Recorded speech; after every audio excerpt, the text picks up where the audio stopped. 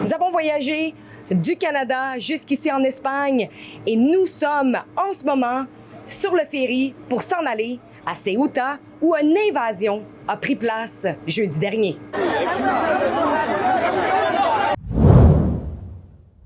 Je suis Alexa Lavoie pour Rebel News et mon collègue Efrain Flores Mocento et moi sommes arrivés hier en Espagne afin d'enquêter sur ce qui s'est produit dans deux territoires espagnols situés sur la côte nord-africaine, Ceuta et Melilla.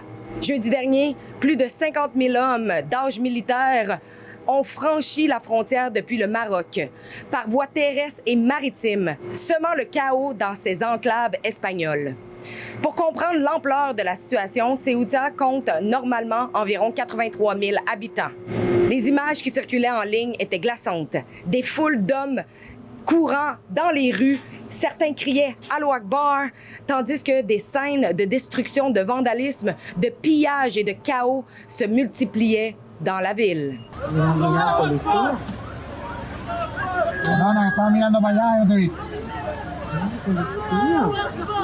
Le premier ministre espagnol, Pedro Sánchez, parle maintenant d'une attaque contre l'intégrité territoriale de l'Espagne. Et sur un point, il a raison.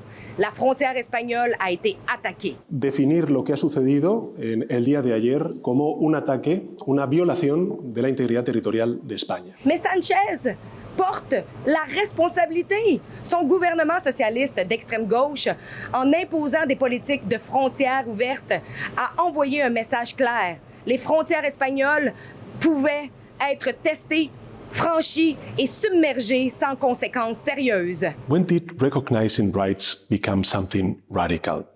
When did empathy become something exceptional? Spain is above all a welcoming country, and this is the path we choose. Dignity, community and justice. Et c'est exactement ce qui s'est passé. Enfin, pardon. Il y a bien eu des conséquences, mais ce sont les Espagnols qui doivent les subir. Pas ceux qui ont semé le chaos en franchissant illégalement la frontière. Hier, nous avons passé toute la journée sur la route, de Madrid à Séville, avant de poursuivre encore plus au sud.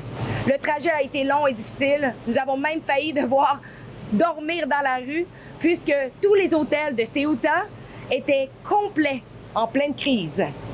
Mais nous avons réussi à arriver. Nous sommes en sécurité, nous sommes sur le terrain et nous sommes prêts à vous rapporter les faits. Pendant que les médias traditionnels présentent ridiculement cette situation comme une simple crise humanitaire, nous l'appelons comme il se doit. Une invasion et un précédent extrêmement dangereux.